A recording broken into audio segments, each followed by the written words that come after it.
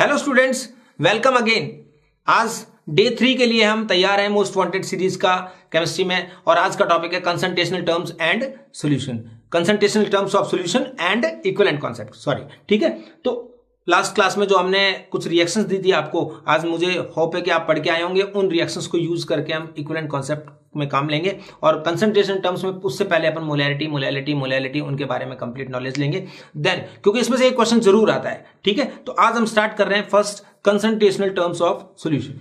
देखिए बच्चे, कंसंट्रेशनल terms of solution में आपको ये देखना है कि सॉल्यूशन जो होता है वो किससे किससे बनता है, made of solvent and solute. Solvent को हम ए देंगे आज हम, और सोल्यूट के लिए हम क्या लिख रहे हैं, बी। ये फिक्स रखेंगे, इनको चेंज नहीं करेंगे, क्योंकि कहीं भी लिखा आएगा सिंबल से पहचानना जरूरी है। अब एक टर्म्स नए चेंज कर रहा हूं। आज तक आप क्या करते आए हैं, मोलैरिटी का फॉर्मूला सबको आता है, लेकिन फिर भी आपको क्वेश्चंस में वैल्यू पुट करने में बड़ी प्रॉब्लम होती है। तो वो चीज मैं आपको ढंग से सिखाना चाह रहा हूं कि किसी भी क्वेश्चन में दी हुई वैल्यूज को हम सिर्फ पढ़ेंगे कि what is the given values, और उसे हम सिंबल में लिखेंगे पहले।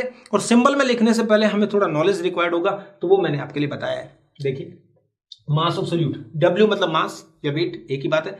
और डब्ल्यू ए मास ऑफ सॉल्वेंट, डब्ल्यू बी मास ऑफ सोल्यूट। यहां पर केमिस्ट्री में वेट और मास के डिफरेंस को हमें कंसिडर नहीं करना है। ये मॉलिक्यूलर मास हो जाएंगे ए और बी के, ठीक है। उसके बाद आएगा मास ऑफ सॉल्यूशन। सॉल्यूशन का मास क्या होता है, सॉल्वेंट का मास और सोल्यूट के मास का सम होता है। अगर एक ही सोल्यूट या सॉल्वेंट है, अगर एक से ज्यादा है तो उन सबका सम होगा। तो ये सॉल्यूशन का मास यूजुअली बाइनरी सॉल्यूशन ही आते हैं, तो W A plus W B होता है। तो we can get W A by knowing W and W B. जरूरत पड़ेगी मोलैरिटी में। वॉल्यूम ऑफ सॉल्यूशन, सब्सक्रिप्ट में कुछ नहीं लिखा है, इसका मतलब सॉल्यूशन है। ए बी लिखा है, इसका मतलब सॉल्वेंट एंड सोल्यूट है। तो यहाँ डब्ल्यू वी और डी देख लीजिए, डेंसिटी ऑफ सॉल्यूशन। तो डेंसिटी ऑफ सॉल्यूशन को अपन क्या लिखेंगे, मास अपॉन वॉल्यूम। इसमें बस इतना सा नोटिस करना है, कई बार मिस्टेक हो जाती है कि हम मास सॉल्वेंट का लिख देते हैं। भाई डेंसिटी जब सॉल्यूशन की है तो you have to use mass of solution as well as mass of volume. Solvent का कुछ भी यूज नहीं करेंगे यहाँ, ठीक है। नेक्स्ट आया moles of solvent and moles of solute. Mole क्या होते थे, प्रीवियस क्लासेस में पढ़ा हमने। मोल क्या होता है, गिवन मास अपॉन मॉलिक्यूलर मास, तो Na हो गया। इसी तरह Nb जो होगा सोल्यूट के मोल होंगे, वो होगा Wb अपॉन Mb। तो ये टर्म्स आप अच्छे से एक बार और ध्यान से देख लीजिए, इन टर्म्स को ही यूज कर रहे हैं, इन्हीं का गेम है सारा मोलैरिटी में, ठीक है। बाकी फॉर्मूलाज तो आपने पहले भी पढ़े हुए हैं, तो मैं भी लिख तो दिए मैंने, वैसे आपको सबको आते हैं ये। मोलैरिटी कैपिटल एम से डिनोट करते हैं, number of moles of solute upon volume of solution. तो ये मोल्स ऑफ सोल्यूट मतलब N मोल का सिंबल, B सोल्यूट का, और वॉल्यूम का सिंबल V। नीचे लिख दिया मैं लीटर। लीटर इसलिए लिखा है because you have to convert it into litre, क्योंकि इसकी जो यूनिट होती है, मोलैरिटी की यूनिट क्या होती है, मोल्स पर लीटर। ओके, तो यूनिट को ध्यान रखना है, क्योंकि कई बार दिया हुआ है 5 कैपिटल M, तो हम लिखेंगे 5 मोल्स पर लीटर, तो वहां अपन यूज लेंगे, ठीक है। इसी तरह सेकंड टर्म है molality, number of moles of solute upon mass of solvent. This is mass of solvent, not mass of solution. ये तो बहुत क्लियर है, वैसे आपको केजी में कन्वर्ट करना होगा। इसमें सिर्फ सॉल्वेंट के मास को केजी में करना होगा। मोल्स में जो आएंगे गिवन मास अपॉन मॉलिक्यूलर मास, वो तो ग्राम में ही होते हैं दोनों। तो ये Nb upon W A KG, इसकी जो यूनिट होगी वो क्या होगी, मोल्स पर केजी। और यहां पर मैंने एक बात बताई थी कि क्या चीज, इसमें अगर कोई पूछे कि which term is more authentic, तो हम कहेंगे molality is more authentic term. Why, because it is temperature independent. क्योंकि इनमें एक मोलैलिटी टर्म ही ऐसी है जिसमें क्या आया है, वॉल्यूम नहीं आया है, जबकि मोलैरिटी में वॉल्यूम आया है। अभी आगे जो टर्म यूज करेंगे, नॉर्मेलिटी, फॉर्मेलिटी, उन सब में क्या आएगा, वॉल्यूम आएगा। और जिनमें वॉल्यूम आएगा वो सब टेम्परेचर से अफेक्ट होगी। तो सिर्फ इसमें मासेज आते हैं सिर्फ। तो ये कई बार तो यही नीट में क्वेश्चन आया हुआ है, जो नीट के प्रीवियस एग्जाम हुआ करते, जो नीट नाम से नहीं होते थे, तो उनमें कि विच of the following is temperature independent या मोर ऑथेंटिक, ज्यादा अच्छा यूनिट कौन सा है, तो अपन कहेंगे मोलैलिटी। ओके, इसी तरह अपन ने क्या करा है, नॉर्मेलिटी और फॉर्मेलिटी को बताया है। यहां पर मॉलिक्यूलर मास होता तो मोलैरिटी होता था, यहां पर Eb आया है। तो what is Eb, last class में पढ़ा था हमने, पूरा डिटेल, पूरा वीडियो इसी का था।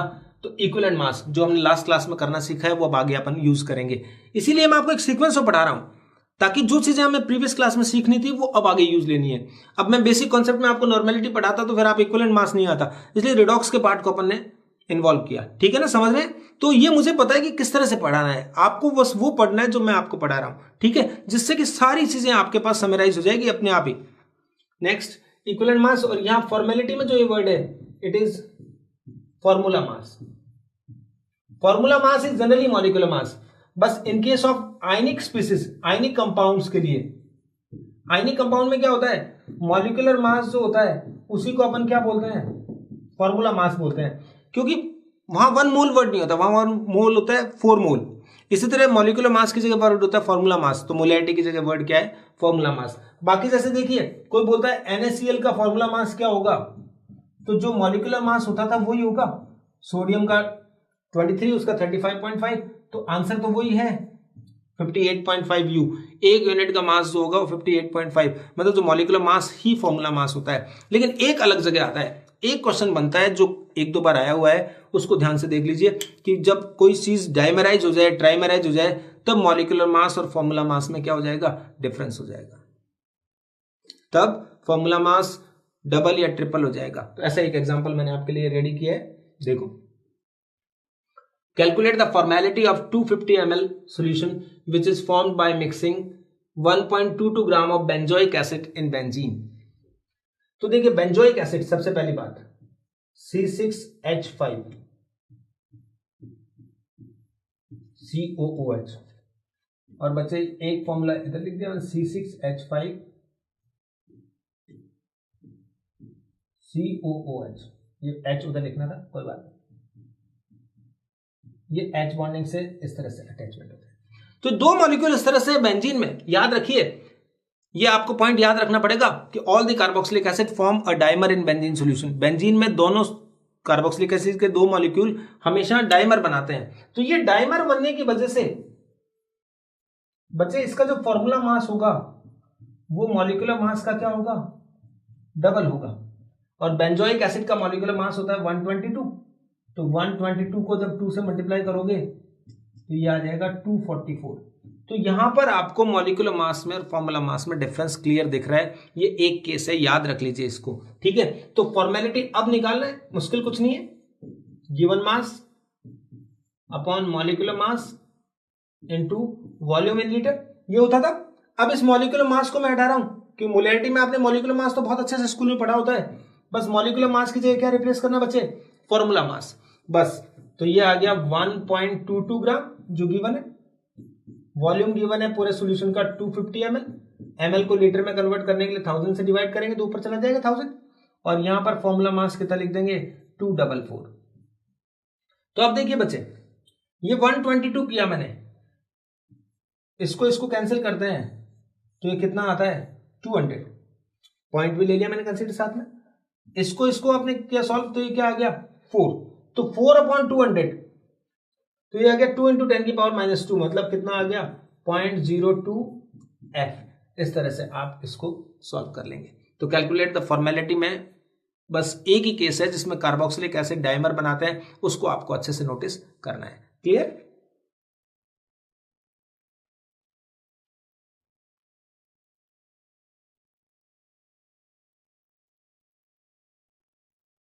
यहां पर देखो बच्चे, the molality of 1.5% solution of H2SO4, density भी गिवन है, और आपको क्या पूछा है मोलैलिटी, तो हमने यहां लिखा मोलैलिटी का फॉर्मूला क्या होता है, गिवन मास अपॉन क्या होगा मॉलिक्यूलर मास, ये मोल्स हो गया, और मास of solvent in KG.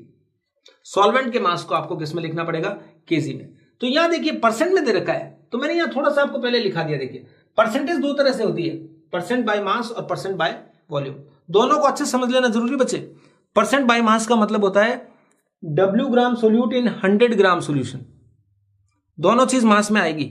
Volume जो सोल्यूशन का है वो मास भी किस में आएगा, ग्राम में आएगा। ठीक है, और ये W ग्राम तो गिवन ही होता है, जिससे W परसेंट दिया हुआ है, तो ये यहां पे मैंने लिख दिया था जिससे W परसेंट दिया हुआ है। तो यहां क्या होगा, बाई वॉल्यूम में क्या आएगा, W gram solution in 100 ml solution, बस इतना ही फर्क होता है। If it is by weight या बाय मास, जैसे यहाँ लिखा होता है वेट बाय वेट, तो ये होता है W ग्राम इन 100 ग्राम सोल्यूशन। यहाँ लिखा है वेट बाय वॉल्यूम, जिसको बोलते हैं बाय वॉल्यूम, जैसे इससे लिखा होता है 15% H2SO4 बाय वॉल्यूम, तो इसका मतलब होता है W ग्राम सोल्यूट इन 100 ml सोल्यूशन। बस ये दो चीज आपको आ गई, तो यहाँ W की जगह अब कितना लिख देंगे, 15 ग्राम सोल्यूट का अमाउंट है तो मैंने लिख दिया WB, V volume of solution है 100 ml। तो जो 15% दे रखा था उससे दो चीज हमारे पास आ गई, वेट ऑफ सोल्यूट 15 ग्राम और volume of solution is 100 ml, right.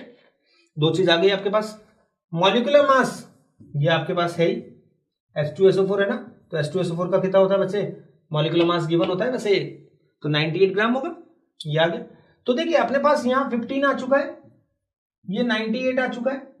अब हमारी रिक्वायरमेंट है वेट ऑफ सॉल्वेंट, जबकि यहां हमारे पास है वॉल्यूम ऑफ सॉल्यूशन। तो वॉल्यूम ऑफ सॉल्यूशन है बच्चे, तो वॉल्यूम ऑफ सॉल्यूशन से तो हमारा काम होना नहीं है, तो क्या करेंगे, इसकी डेंसिटी चेक करेंगे, मास चाहिए ना हमें, तो डेंसिटी की हेल्प से आप पहले क्या लेके आएंगे, मास ऑफ सॉल्यूशन लेके आएंगे, और मास ऑफ सॉल्यूशन में मास ऑफ सॉल्वेंट निकालने के लिए सोल्यूट के मास को उसमें से सब्ट्रैक्ट करेंगे तो आ जाएगा।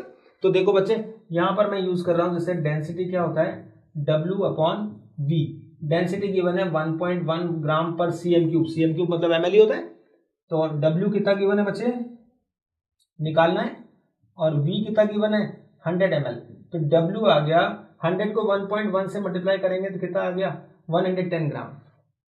सो now we have mass of solution and mass of solute, तो अब हमारे पास WA कितना आ गया 95 ग्राम, क्योंकि आपको WA कैसे निकाला आपने, W माइनस WB, जो 110 में से आप 15 सब्ट्रैक्ट कर दीजिए, तो ये बच्चे कितना आ गया 95 ग्राम आ गया।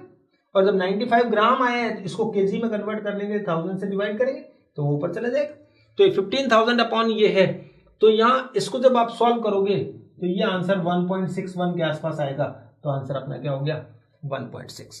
तो ये क्वेश्चन बहुत ध्यान से देख लीजिए कि 15% वेट बाय वॉल्यूम है। अगर यही क्वेश्चन 15% वेट बाय वेट होता तो हम कैसे करते यही क्वेश्चन, तो हम कैसे करते 15 ग्राम इन 100 ग्राम सॉल्यूशन, और 100 ग्राम में से हम सब क्या कर देते 15 को सब्ट्रैक्ट कर देते, तो क्या आता वेट ऑफ सॉल्वेंट 85 आता, तो 95 की जगह बस 85 आ जाता, इतना ही फर्क पड़ता। वो आंसर होता मोलैलिटी का, जब वेट बाय वेट दे रखा है और ये वेट बाय वॉल्यूम दिया हुआ, तो इस तरह से। तो दोनों चीजों को याद रखना भाई, वेट बाय वॉल्यूम आता है, वेट बाय वेट आता है, किस तरह से काम करेंगे। एक क्वेश्चन देखिए, बहुत सिंपल सा क्वेश्चन है, सिर्फ आपको क्वेश्चन सॉल्व करने के लिए आपको गिवन थिंग्स को लिखना होगा सिर्फ। तो यहां दिया हुआ है 180 gram urea is dissolve in 1000 gram of water, ठीक है। तो 180 ग्राम यूरिया मतलब सोल्यूट है, ये लिख दिया 180 ग्राम। तो सोल्यूट का मॉलिक्यूलर मास भी लिख लीजिए, यूरिया का मॉलिक्यूलर मास क्वेश्चन में गिवन होगा, मैं लिखना छोड़ दिया मैंने गलती से, यहाँ यूरिया का मॉलिक्यूलर मास गिवन होगा 60 ग्राम, और नहीं गिवन हो तो आपको फॉर्मूला तो आना चाहिए भाई, 11th 12th में सब जगह आता है। तो NH2CO NH2 इसका मॉलिक्यूलर मास हम फॉर्मूला से निकाल भी सकते हैं अगर नहीं गिवन हो तो वेट गिवन है, मॉलिक्यूलर वेट गिवन है, 1000 ग्राम ऑफ वाटर। अब बच्चे यहां मिस्टेक होती है, बहुत सारे बच्चे इसको क्या लिख देते हैं W लिख देते हैं, जबकि W नहीं है। 1000 ग्राम ऑफ वाटर मतलब what, water is solvent for this solution, क्योंकि यूरिया सॉल्वेंट है, वाटर क्या है सोल्यूट है, और मिलकर बनेगा वो एक्वा सॉल्यूशन होगा, ठीक है ना। तो एक्वा सॉल्यूशन का वेट नहीं दे रखा है, वाटर का वेट दे रखा, तो इट इज WA। बस ये थोड़ा सा नोटिस करना था अपने को, ये आ गया हमारे पास। अब क्या पूछा गया है, the molarity of the solution is, molarity पूछी है, तो यहां हमने मोलैरिटी का फॉर्मूला लिखा वैसे, weight upon molecular weight solute के लिए, और यहां पर वॉल्यूम आएगा लीटर में सॉल्यूशन का। क्लियर, फॉर्मूला लिख के रेडी है बिल्कुल अपन, और उसमें WB हमारे पास है 180, MB हमारे पास है 60, तो सब कुछ तो गिवन है ही, एक वॉल्यूम ही तो नहीं है, तो वॉल्यूम के लिए कोई और हिंट होगा हमारे पास। तो देखिए अब हमें वॉल्यूम ऑफ सॉल्यूशन चाहिए, हमें दे रखी डेंसिटी, डेंसिटी क्या होता है बच्चे W/V, ये डेंसिटी है 1.475 ग्राम पर ml, ओके नो प्रॉब्लम। तो अब हमारे पास चाहिए क्या, वॉल्यूम, W पुट करना है। बहुत बार मिस्टेक होगी कि आप इस WA को W लिख दोगे, नो, W कैसे आएगा weight of solvent plus weight of solute, तो ये बचे हैं 1000 प्लस क्या होगा 180,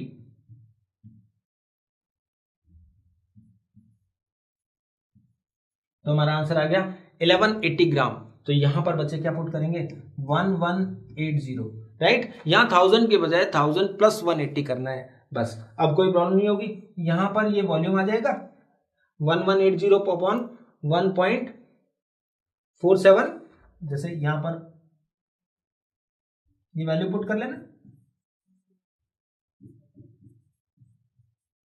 लेकिन ये आंसर किस में आएगा एमएल में, दिख रहा है ना आपको, क्योंकि ग्राम में यूज किया है, ग्राम पर एमएल में यूज किया है। यूनिट का ध्यान रखा करो, ये वैल्यू आएगी एमएल में। तो ये वैल्यू जब एमएल में आई है तो यहां जब पुट करेंगे इसको, जैसे 1180 अपॉन वाली चीज कहां चली जाती है ऊपर चली जाती है, और जब इसको भी एमएल को ग्राम लीटर में बदलना होगा 1000 और आएगा। तो इन सबको सॉल्व करोगे बच्चे तो ये आंसर अपना आ जाएगा 3.75 एम। आप चेक कर लेना, क्योंकि इसमें टाइम वेस्ट करने की बजाय आप प्रोसीजर सीखेंगे तो हम ज्यादा क्वेश्चंस कर पाएंगे। तो ये प्रॉपर कैलकुलेशन का ध्यान रखना है बस, कि किस तरह से अपने को आंसर निकालना है। क्या गिवन है सिंबल्स में लिख लीजिए, जस्ट फॉर्मूला में पुट करिए, अपने आप क्वेश्चन सॉल्व होते चले जाएंगे, ठीक है ना। तो ये एक क्वेश्चन था। इसी कैटेगरी में हम 2-3 तरह के क्वेश्चंस और जो आते हैं वो देखेंगे।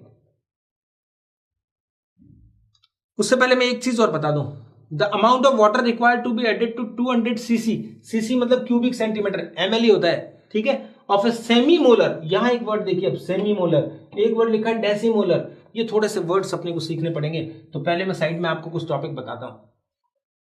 एक वर्ड लिखा आएगा मोलर, मोलर का मतलब होगा 1m, मोलैरिटी 1।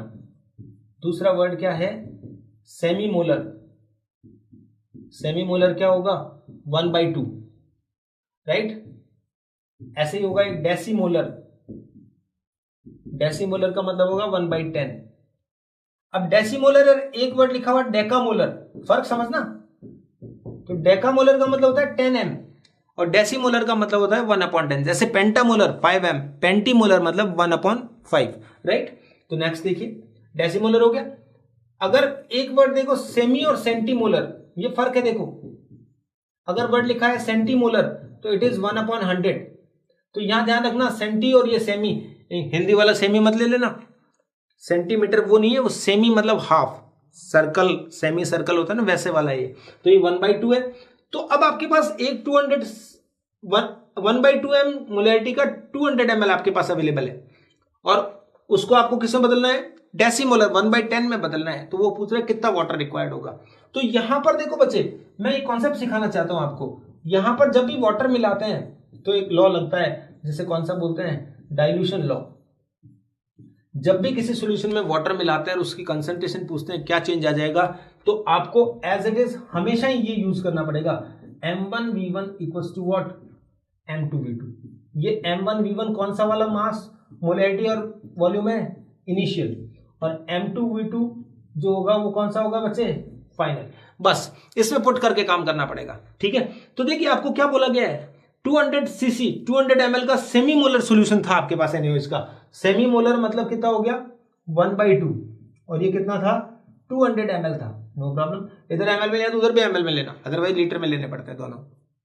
m2 ये डेसीमोलर दे रखा है, कितना बनाना है उसको डेसीमोलर बनाना है।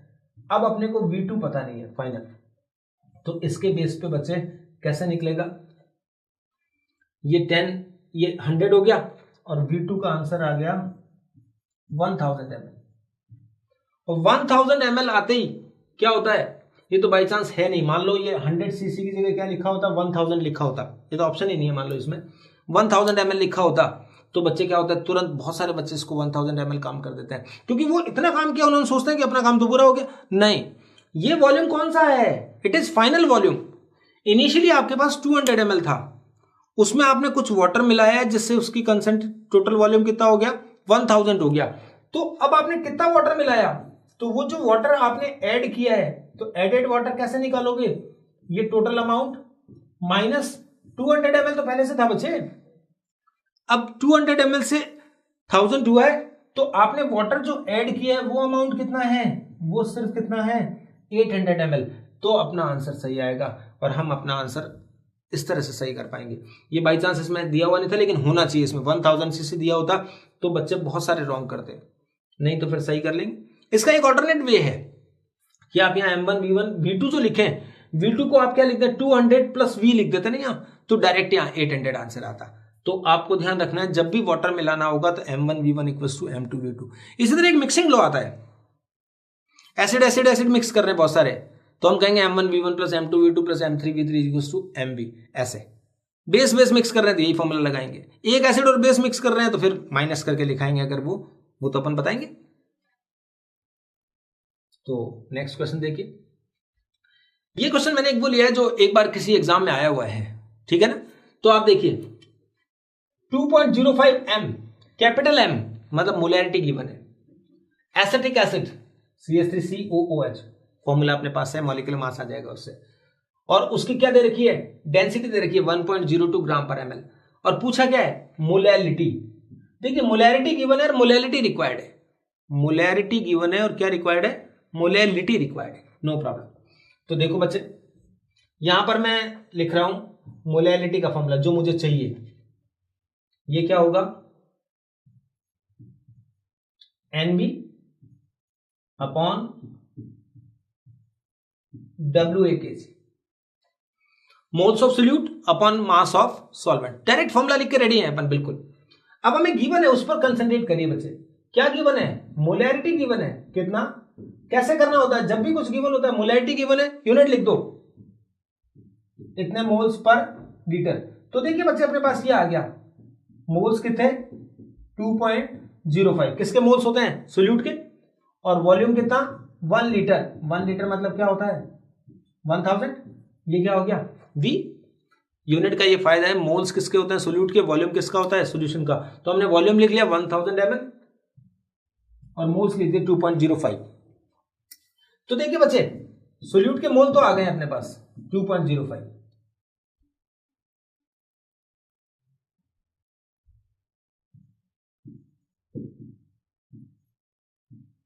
Okay. Now we need WA। तो WA मास ऑफ सॉल्वेंट चाहिए, तो मास ऑफ सॉल्वेंट निकालने का एक ही तरीका बताया था मैंने आपको कि मास ऑफ सॉल्वेंट हमेशा किससे निकलेगा, मास of solution minus mass of solvent solute, ऐसे। तो दो मासेस चाहिए आपको, एक तो सॉल्यूशन का और एक किसका सोल्यूट का, उससे हम WA इजीली निकाल लेंगे, बाद में केजी में कन्वर्ट करके पुट कर देंगे। तो सीधा तरीका देखो, ये V दे रखा है और क्या दे रखा है बच्चे, ये दे रखा है मोल्स, तो और एक अपने को दे रखी है डेंसिटी 1.02 ग्राम पर ml। तो हम W निकालने के लिए D और V को यूज कर सकते हैं। भाई सॉल्यूशन की कोई चीज रिक्वायर्ड होगी तो सॉल्यूशन के पास ही जाएंगे ना, तो सॉल्यूशन के लिए V और D दिया हुआ है, तो बिकॉज W क्या होता है D into V, D into V put करेंगे बच्चे,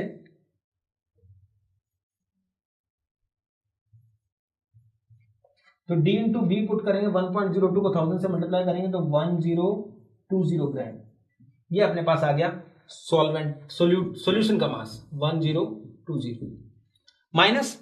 अब हमें चाहिए WB, B मतलब सोल्यूट की कोई चीज चाहिए, तो सोल्यूट का क्या गिवन है वहां जाएंगे, ये रहा NB moles of solute given है। तो मोल्स ऑफ सोल्यूट क्या होता है बच्चे, NB क्या होता है गिवन मास अपॉन मॉलिक्यूलर मास, तो ये गिवन है 2.05, ये WB, और ये होता है 68 एसिटिक एसिड, फॉर्मूला जानते हो ना एसिटिक एसिड का CH3COOH, तो इसका मॉलिक्यूलर मास होता है 60।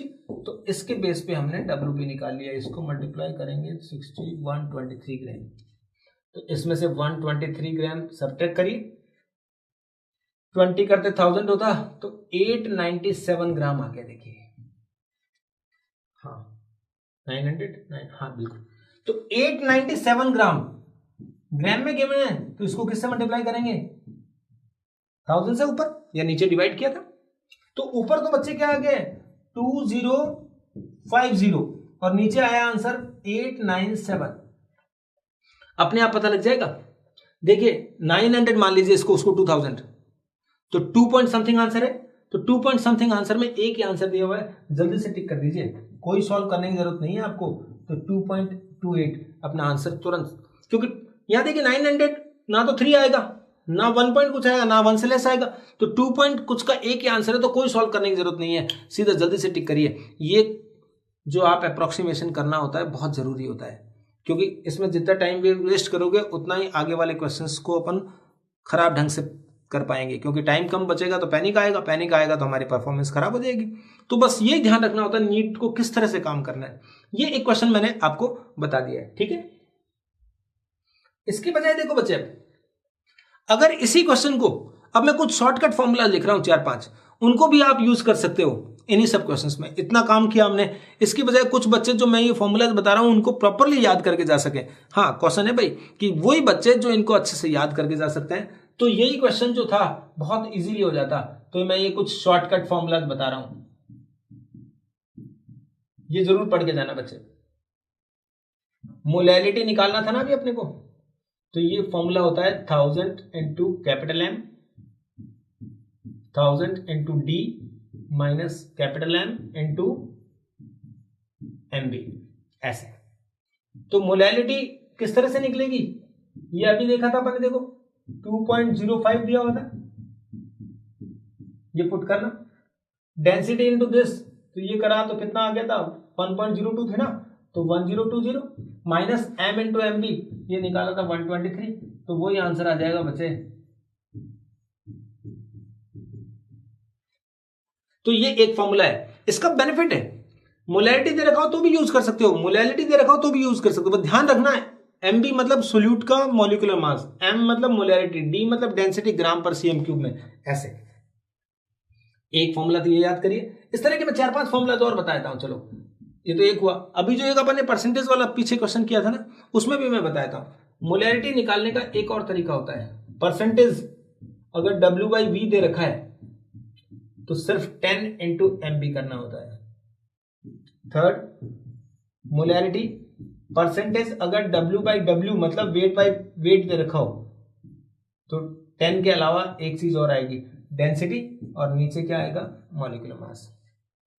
एक फॉर्मूला बताता हूं मैं मोल फ्रैक्शन का।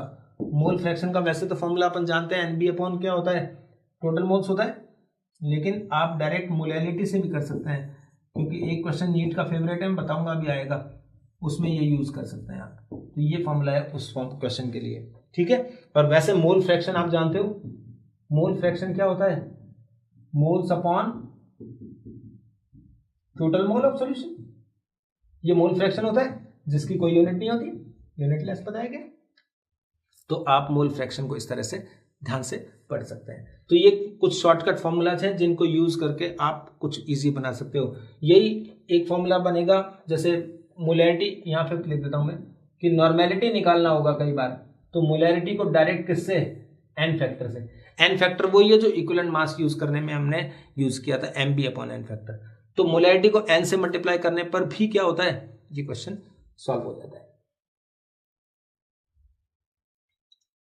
अब आपके लिए क्वेश्चन है, जल्दी से बताइए अब कैसे करेंगे, पढ़िए। 25 ml of 3N HNO3, 75 ml of 4MHNO3। एक तो वॉल्यूम ऑफ एडिटिव लिखने की जरूरत नहीं थी, वॉल्यूम एडिटिव भी होता है हमेशा। The molarity of the final mixture, तो दो सॉल्यूशन HNO3 के दो सॉल्यूशन मिक्स किए हैं, तो मैंने आपको बताया था ना अभी कि डाइल्यूशन लॉ में तो M1V1 = M2V2 लगता है, एक होता है मिक्सिंग लॉ, तो उसमें मोलैरिटी गिवन है तो क्या लगेगा, M1V1 plus M2V2 = MV। Molarity कितना गिवन है 3, वॉल्यूम कितना गिवन है 25, मोलैरिटी गिवन है 4, वॉल्यूम कितना गिवन है 75, M इनटू क्या करेंगे बच्चे 100, क्योंकि 25 और 75 मिलकर कितना हो गया, टोटल वॉल्यूम 100 हो गया, तो बस ये हो गया 75 और ये हो गया 300, तो 375 अपॉन 100, ये हमारा आंसर आ गया। तो 0.37 ये 3.75 ये वाला आंसर हो जाएगा। 375 अपॉन 100 है ना। तो बच्चे बहुत इजी होते हैं, ये दो एसिड मिलाए, इसी तरह दो बेस मिलाते तो भी ये लगाते, दो सॉल्ट के लिए भी ये होता, एसिड बेस मिलाते तब N1V1 माइनस N2V2 करना पड़ेगा, वो अपन इक्विलिब्रियम में अच्छे से देखेंगे, वहां पीएच में निकालेंगे तो वहां पर करेंगे, ठीक है। अब देखिए क्वेश्चन है, द डेंसिटी ऑफ, इस बार डेंसिटी पूछी है, मोलैरिटी दे रखी है 20% H2SO4 बाय मास, तो मैंने अभी अभी इस ऐसे क्वेश्चन आते हैं तो इनमें बड़ा थोड़ा दिक्कत रहती है। इनमें क्या होता है, कई चीज सॉल्व करनी होती है। यहां पर शॉर्टकट बड़ा हेल्प करेगा आपको। देखिए बाई मास वाला फॉर्मूला दे रखा है, तो बाई मास वाले में मैंने मोलैरिटी का क्या फॉर्मूला बताया था कि percentage W upon W by mass into density into 10 upon molecular मास। यहां पर उन्होंने मोलैरिटी दे रखी है, नो प्रॉब्लम 3.60, ये मोलैरिटी की बने। परसेंटेज कितना दे रखी है बच्चे 29, नो प्रॉब्लम। डेंसिटी कितना गिवन है, डेंसिटी तो रिक्वायर्ड है, गिवन क्या है D इंटू 10, और मॉलिक्यूलर मास H2SO4 को वैसे गिवन है, जरूरत नहीं होती है। ये हो गया। तो अब हमारे पास क्या आया फाइनली, डेंसिटी क्या हो गया 3.60 इंटू 98 अपॉन 29 इंटू 10, सही है। ये अपना सॉल्व हो गया क्वेश्चन। इसको अपन क्या मान लेते हैं 100। देखिए क्वेश्चन थोड़े दूर दूर आंसर होते हैं, तो आपको मैं तरीका बताता हूं सॉल्व करने में, बहुत इजी रहेगा। 98 को 98 लेकर करोगे तो आपकी मुसीबत बढ़ेगी। इसको 100 माना, 100 को 10 से सब्ट्रैक्ट कर दिया, तो ये कितना आ गया 10। तो 10 करा तो ये ऊपर 10 से मल्टीप्लाई हो गया, तो कितना आ गया 36, और ये क्या आ गया 29। अप्रॉक्स सही है भाई, अगर 98 करते तो 335 आ जाता, मान लो, क्या फर्क पड़ता। तो ये आया अब 29। तो अब हमें पता लग गया 1 पॉइंट समथिंग आंसर है, ये तो पता लग गया।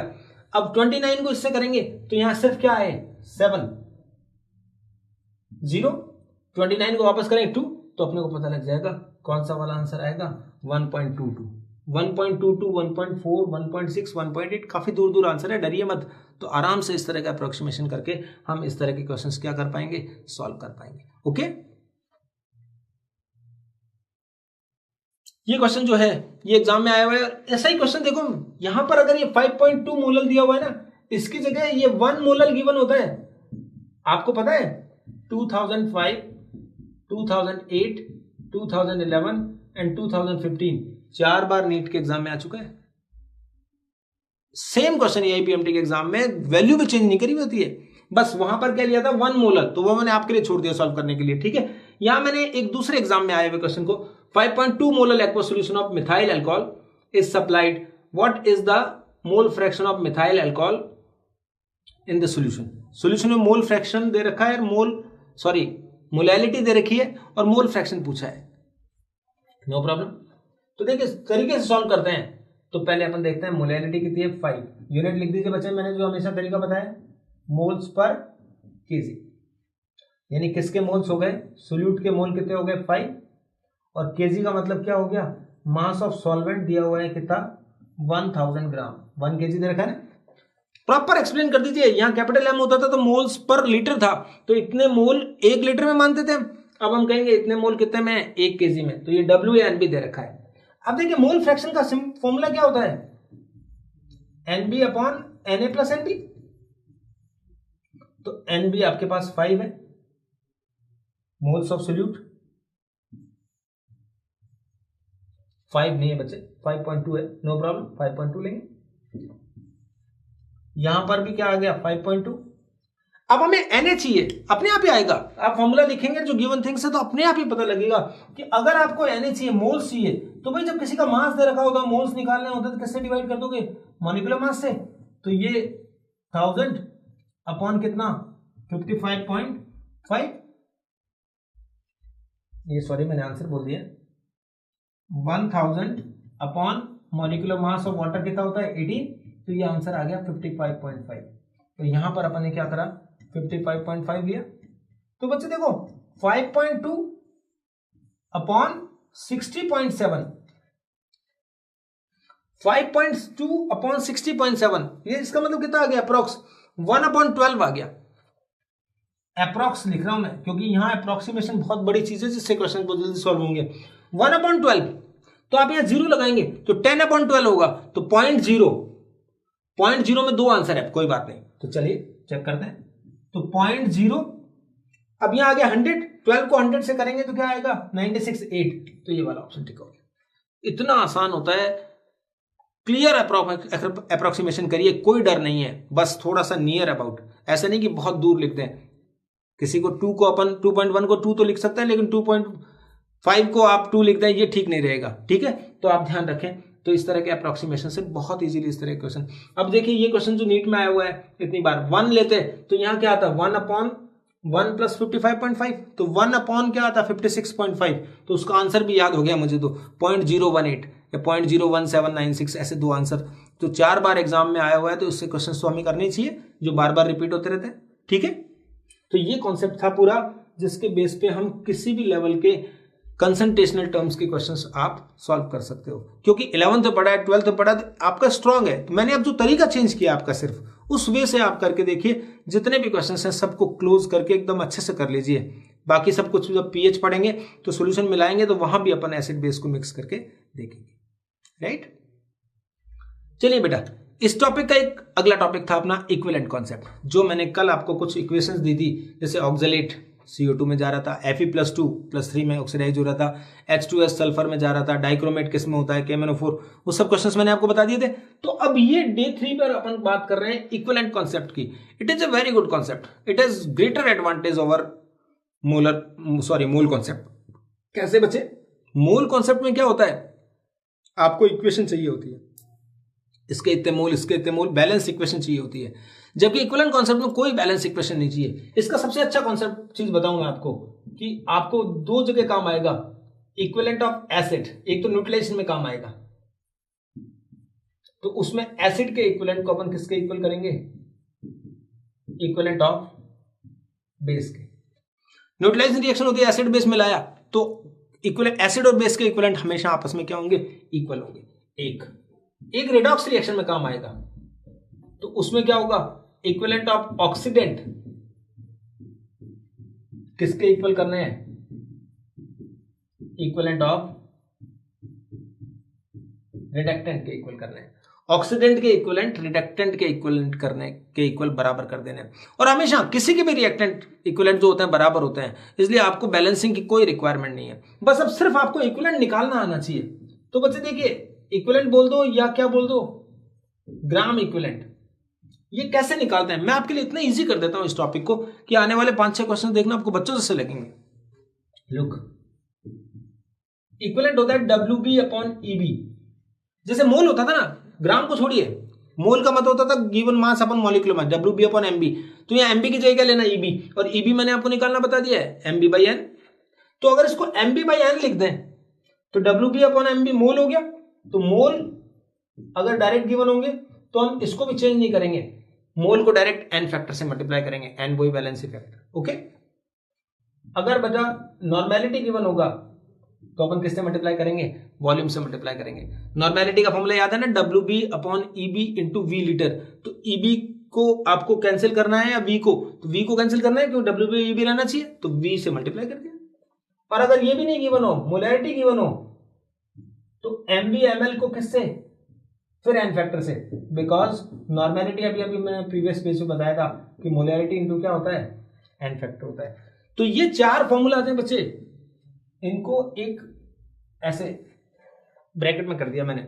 इनमें क्या फायदा होगा, अगर मास गिवन है तो ये यूज करेंगे, मोल्स गिवन है ये यूज करेंगे, मोल्स रिक्वायर्ड है ये यूज करेंगे, नॉर्मेलिटी मोलैरिटी मतलब जो चीज गिवन होगी वो यूज करेंगे, जिससे आपको कन्वर्ट नहीं करने पड़ेंगे, वहीं पे आंसर आएगा सीधा। देखिए अभी क्वेश्चन बताता हूं, जो आए हुए क्वेश्चन है जैसे क्वेश्चन आते हैं एज इट इज मैंने सारे क्वेश्चन आपके लिए लिख दिए हैं, ठीक है, तो आपको बहुत अच्छा लगेगा। फिर भी कोई क्वेश्चन नहीं आता है तो आप कमेंट सेक्शन में डालिए, आपको मैं सॉल्व करके दे दूंगा, ठीक है। देखिए बच्चों, ये एक बहुत ही अच्छा वाला क्वेश्चन है। देखो, N aqua solution of 6.3 gram of oxalic acid, oxalic acid का 6.3 ग्राम है, डाइहाइड्रेट लिखा हुआ है, नहीं लिखा होता तो भी लेना पड़ता हमें, ध्यान रखना। जब भी एक्वा सोल्यूशन बनाएंगे तो वाटर में बनाएंगे तो डाइहाइड्रेट तो होगा ही होगा। मेड अप टू 250 ml, उसका वॉल्यूम दिया हुआ है 250 ml सोल्यूशन का वॉल्यूम है। और तो आप इससे क्या निकाल सकते हैं, मोलैरिटी निकाल सकते हैं इस सोल्यूशन की, no problem. The volume of 0.1 NaOH, NaOH दे रखा बेस, कितना रिक्वायर्ड होगा to completely utilise 10 ml of this solution. कौन सा सोल्यूशन, किस सोल्यूशन का 10 ml लेना है और 0.1 NaOH के साथ आपको न्यूट्रलाइज कराना है। तो ये किस किस के इक्विवेलेंट हो गए, हमारा बहुत इजी क्वेश्चन हो गया। देखो इक्विवेलेंट किसके बचे, बेस के। तो जो एक तो आपके पास कौन है, NaOH, और उसको किसके इक्वल करने हैं, इक्विवेलेंट ऑफ जो भी आपका एसिड का सॉल्यूशन है उससे। आपको क्या दे रखा है इसके लिए, नॉर्मेलिटी, तो अपन यहां क्या यूज करेंगे, N1B1। NaOH के लिए नॉर्मेलिटी दे रखी है तो नॉर्मेलिटी इंटू वॉल्यूम होता है इक्विवेलेंट। और इसके लिए आपको क्या दे रखा है, 10 ml सिर्फ वॉल्यूम दे रखा है, तो आप इधर भी क्या कर ले बच्चे, N2B2। तो अब आपके पास देखिए इसकी नॉर्मेलिटी है आपके पास कितना है, 0.1। इसका V आपको चाहिए, इसका V आपको गिवन है कितना ml लेना है, 10 ml। तो अब आपके पास N2 अगर कहीं से आ जाए तो you can easily find the V1। Question तो अपने पास एक फ्रेम तो बन गया ना कि इस तरह से अपने को सॉल्व करना है। तो ये तो हो गई बात। अब हमारा सारा फोकस रहेगा नॉर्मेलिटी निकालने में उस सॉल्यूशन की। तो देखिए सॉल्यूशन की नॉर्मेलिटी का फॉर्मूला क्या है, given mass upon equivalent mass into volume limited. देखो बच्चों इसमें बहुत सारी चीजें गिवन है, मास गिवन है, वॉल्यूम 250 ml गिवन है जिसको हमने लीटर में बदल दिया, ये लो लीटर में बदल गया। बस सिर्फ और सिर्फ क्या चाहिए, इक्विवेलेंट मास चाहिए ऑक्सैलिक एसिड का। तो ऑक्सैलिक एसिड का इक्विवेलेंट मास जो होता है वो कितना होता है, 63। कहां से आया बच्चे, देखो ये ऑक्सैलिक एसिड होता है COOH और डाइहाइड्रेट का मतलब होता है ये, तो 2 H है, इसकी वैलेंसी फैक्टर तो 2 हो गया। तो इक्विवेलेंट मास किस तरह से निकला था बच्चे, इसका मॉलिक्यूलर मास 126 होता है अपॉन 2 63। ये देखिए इसका पूरे का मॉलिक्यूलर मास लेना पड़ेगा आपको including 2 molecules of water. Dihydrate को नहीं भूलना है बिल्कुल भी, ये तो दिया हुआ है, नहीं दिया हो तो भी ठीक है। तो यह है, तो यहां आया, इसको मत किया था 4, इसको इससे किया 10, तो यह आंसर आ गया यहां पर कितना, 0.4। तो हमने यहां लिखा 0.4। तो V1 कितना हो गया, पॉइंट कैंसिल कर दो, कितना ml आंसर आ गया, 40 ml। ठीक कर दो, इतने आसान क्वेश्चन होते हैं। अगर आप कोई नॉर्मेलिटी नहीं निकालते, आप कहते नहीं हमें नॉर्मेलिटी में कंफर्टेबल नहीं है, कोई बात नहीं, यहां लिखिए M2V2 N2, एन फैक्टर तो लिखेंगे, यहां मोलैरिटी निकाल लीजिए, यहां पर मॉलिक्यूलर मास लेते 126, तो जो भी आंसर आता है उसको फिर किससे, n से और मल्टीप्लाई करते, तो मोलैरिटी को n फैक्टर से मल्टीप्लाई करने पर तब नॉर्मेलिटी आ जाती।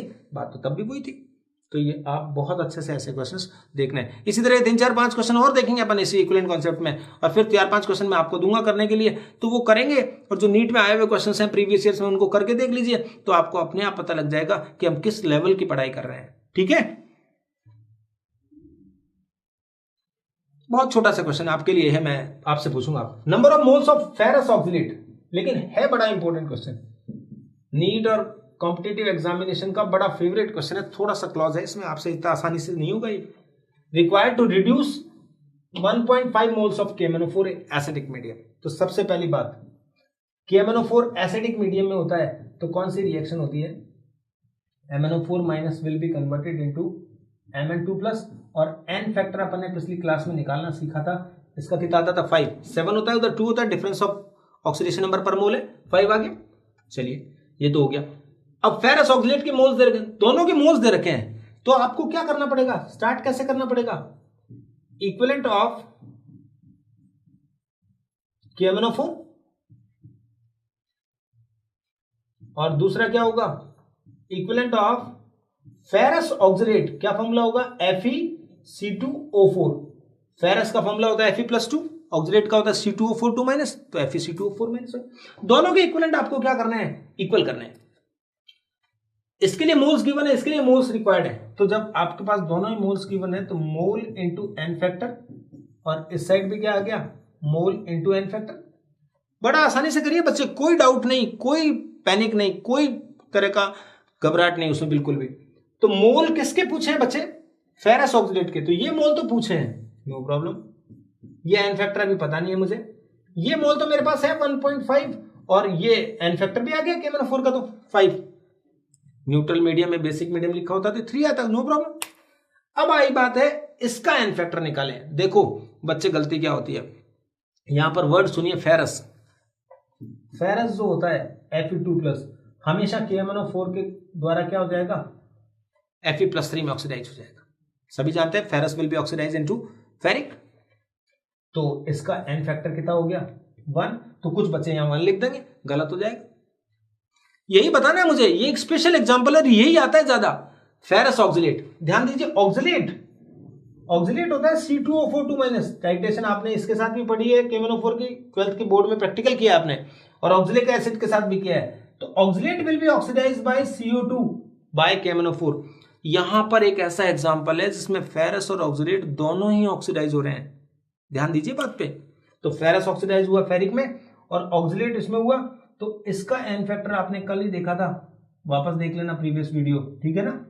तो इसका एन फैक्टर कितना आया 2। तो ये दोनों ऑक्सीडाइज हो रहे हैं किसके द्वारा, तो ऑक्सीडेंट तो एक है, रिडक्टेंट एक तरह से दो हो गए, यानी ये KMnO4 Fe+2 को और ऑक्सीडेट दोनों को क्या कर रहा है, ऑक्सीडाइज कर रहा है। तो यहां पर N1 और N2 लेना पड़ेगा, दैट्स वाई फाइनल जो N आएगा वो होगा 1+2, यानी आंसर कितना आ गया 3। तो इसका वैलेंसी फैक्टर होता है 3। रट के जाइए यार, फेरस ऑक्सीडेट लिखा आता है तो वैलेंसी फैक्टर 3 लिखना है बच्चे, चाहे इक्विवेलेंट मास निकालना हो चाहे कुछ भी करना हो, याद कर लो फेरस ऑक्सीडेट वैलेंसी फैक्टर 3, क्योंकि एक फेरस के अकॉर्डिंग और एक ऑक्सीडेट 2 ऑक्सीडेट के अकॉर्डिंग। तो बस हो गया काम आपका।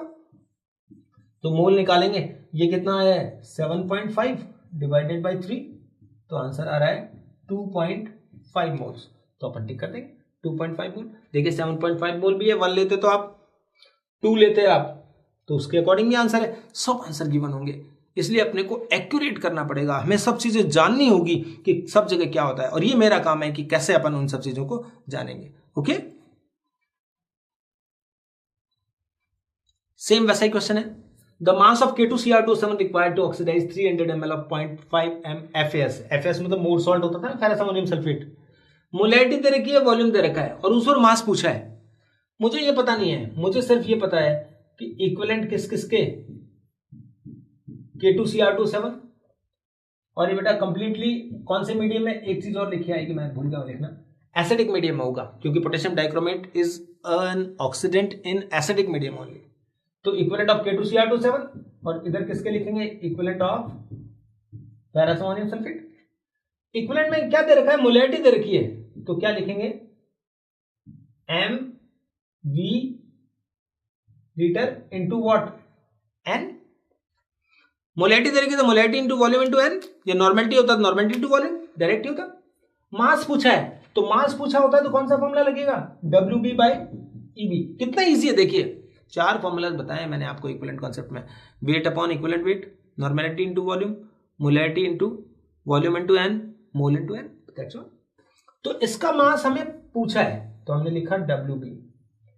इक्विवेलेंट वेट ऑफ K2Cr2O7, फिर वही इक्वेशन चाहिए क्या हमें, K2Cr2O7 डाइक्रोमेट आयन किस में कन्वर्ट होता है, Cr+3 में, एन फैक्टर प्रीवियस क्लास में पढ़ चुके हैं 6, और फेरस अमोनियम सल्फेट वाले में सिर्फ फेरस है जो फेरिक में कन्वर्ट हो रहा है, तो उसके अगर एन फैक्टर की जरूरत पड़ेगी तो वो कितना होगा 1। बस ये इक्वेशन पता होनी होगी, जो मैंने 8-10 इक्वेशन जो प्रीवियस क्लास में लिखी थी, बस उन्हीं में से क्वेश्चन आने हैं। देखो WB/EB।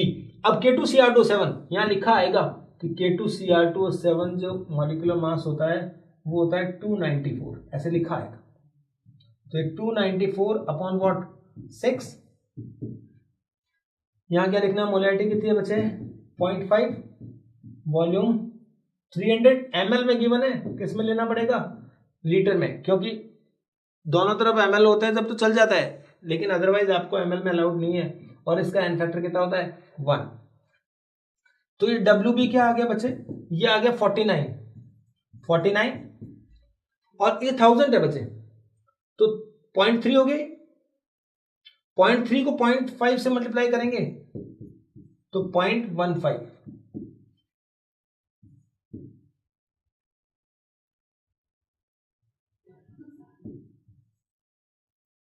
तो अपना आंसर क्या आ जाएगा,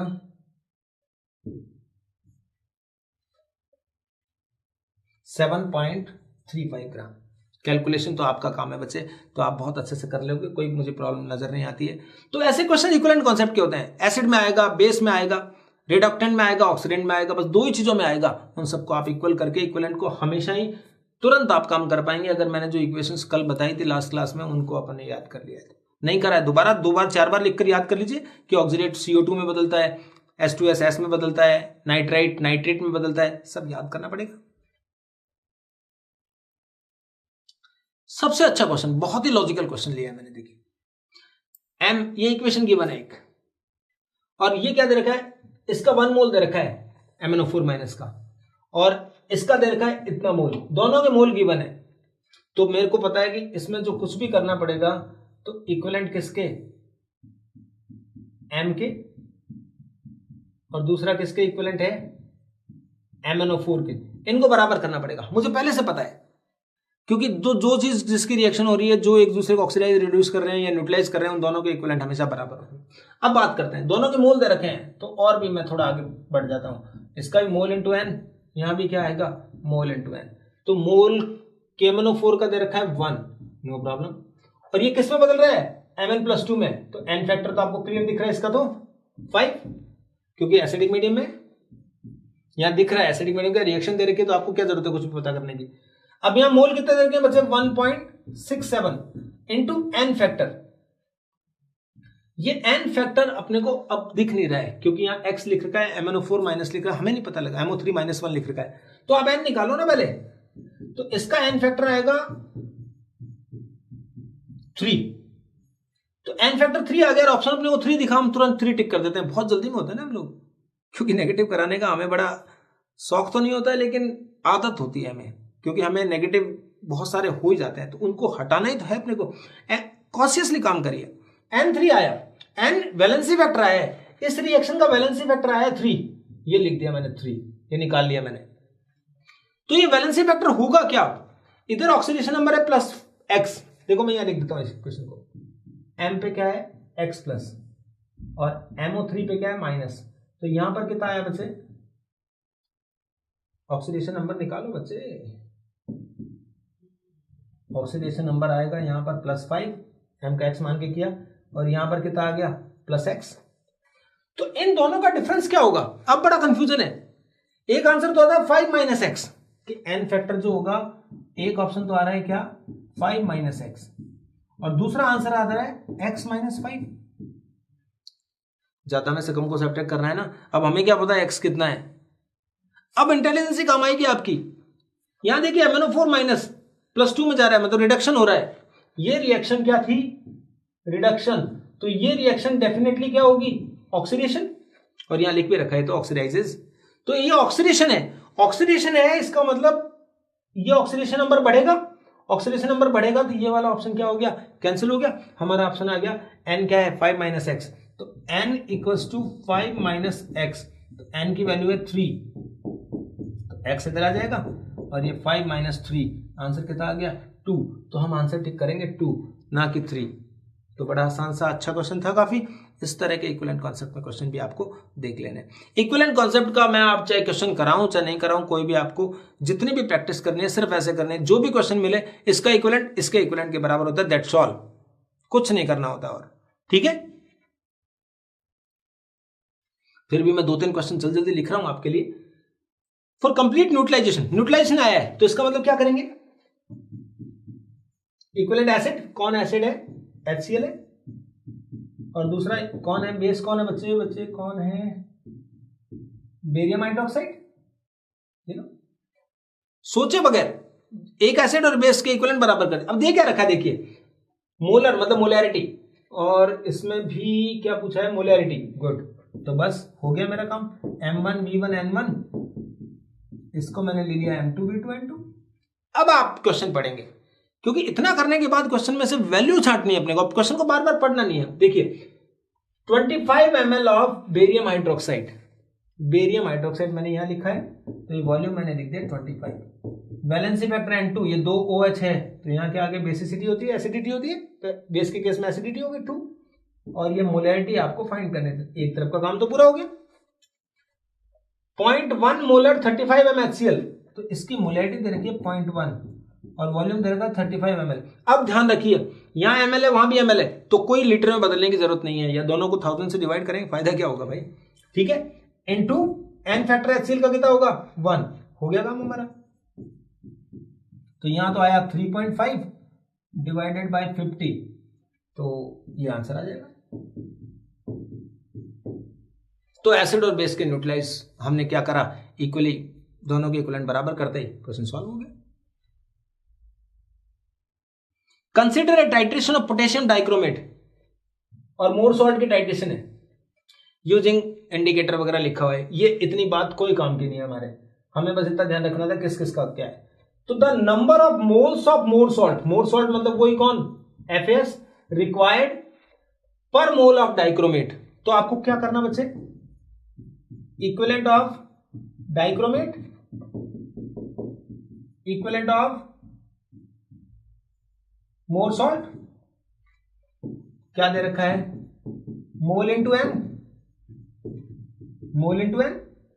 डाइक्रोमेट पर मोल ऑफ डाइक्रोमेट, इन डाइक्रोमेट का 1 मोल है, वैलेंसी फैक्टर कितना होता है 6, अभी देखा था Cr2O7 2 - Cr+3 में जा रहा था।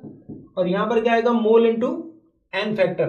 तो यहां पर मोल पूछे है ना बच्चे इसने, और एन फैक्टर कितना होगा 1, क्योंकि ferrous will be oxidise into more salt में भी रिएक्शन तो यही आएगी ना बच्चे कि Fe+2 जो होगा वो किस में कन्वर्ट हो रहा है, बस दैट्स ऑल। तो कितने मोल रिक्वायर्ड होंगे 6, काम खत्म। इतने इजी क्वेश्चन होते हैं। तो डायरेक्ट क्वेश्चन आते हैं, आप उनको इक्विवेलेंट बराबर करते ही वो सब सॉल्व हो जाएंगे। चलिए ये थोड़ा सा कॉम्प्लिकेटेड क्वेश्चन लिया मैंने आपके लिए, लास्ट क्वेश्चन है इसका। How many grams of concentrated nitric acid solution should be used to prepare 250 ml of 2M-HNO3। Molarity दे रखी है, वॉल्यूम दे रखा है, HNO3 का अमाउंट चाहिए उसे। तो हम क्या करते थे, मोलैरिटी का फॉर्मूला लिखिए, given mass upon molecular mass into volume in litre. Molarity दे रखी है 2, ये मास उसको पता करना है। HNO3 का मॉलिक्यूलर मास होता है 63 और वॉल्यूम दे रखा है 250 ml। ये पहला काम तो ये हो गया। तो WB हो गया 4,231.5 ग्राम, ये आंसर आया। इतना HNO3 आपको रिक्वायर्ड होता अगर आपके पास प्योर HNO3 है तो।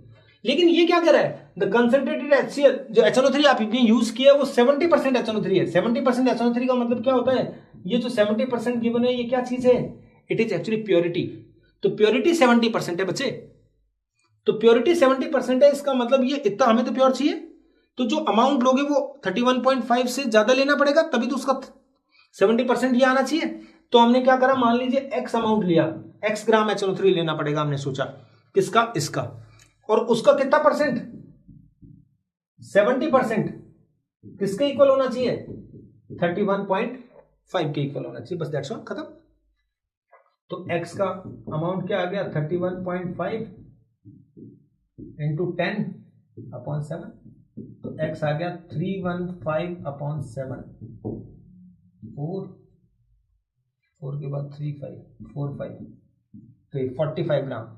ये नीट में आया हुआ क्वेश्चन है 2013 में भी, ठीक है। तो इस तरह के क्वेश्चन जब भी आता है परसेंटेज लगा होता है, इसका मतलब इतने परसेंट क्या है, ये प्योर है। तो आपको अच्छे से ध्यान रख लेना है।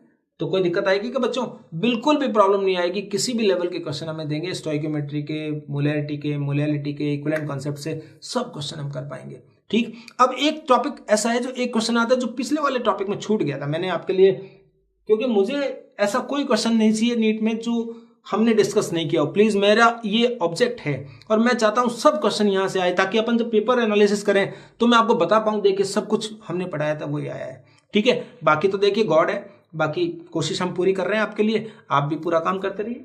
एक टॉपिक छोटा सा था, इसमें क्वेश्चन बना दिया मैंने, टॉपिक में इसमें बता दूंगा आपको। Which of the following can be used as an oxidant as well as reductant. हम रिडक्टेंट वाला टॉपिक पूरा कर चुके हैं, इसलिए एक टॉपिक, एक क्वेश्चन को छोड़ना नहीं चाह रहे। एक वर्ड होता है ऑक्सीडेंट और एक वर्ड होता है रिडक्टेंट।